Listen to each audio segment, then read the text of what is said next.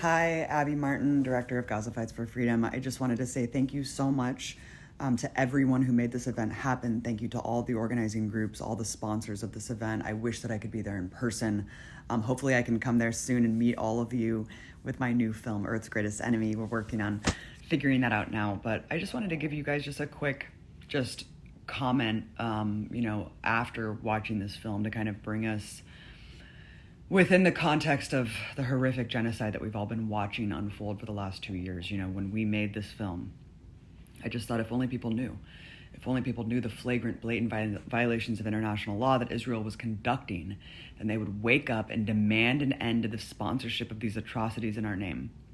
And I think that we've all realized with horror that there is a contingent of society who is supportive of this.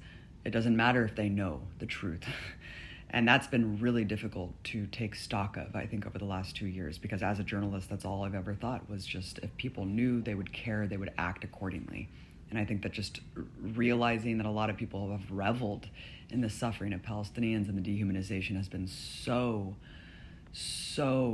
widespread and thorough that it's been frankly horrifying and startling. And it does... it does just bring us to the point that these kind of atrocities, that horror that you just watched, 220 Palestinians mowed down by snipers, methodically perched behind sand dunes. That many people are dying every day in Gaza sometimes. During these mowing the lawn operations every couple of years, it would be like a couple hundred people, half children, and it would be the most devastating thing in the fucking world. And now we collectively, humanity, the collective international community has normalized rampant slaughter, rampant massacres of children every day in our names. This is what's happening right now. It is horrific. It is sick. The way that the media has basically sowed the seeds. Genocide doesn't happen in a vacuum. Propaganda lays the groundwork for it. And to see it escalated and ramped up and ratcheted up, we always knew it was always slow drip genocide. It was always slow drip genocide. You look at what was Gaza before October 7th and you tell me that's not genocidal. We knew this was a genocidal policy as plain as day from day one. Look at the Israeli commanders. Look at all of the policymakers. It wasn't just during the genocide that they laid their intent bare. It was always. Our blood is thicker than theirs. You heard it yourself. So, again, to watch this film, knowing the scope and scale of the destruction and the ecocide and the scholasticide and the intentional, wanton, rampant slaughter that is ongoing and the media coverage that continues to apologize for it.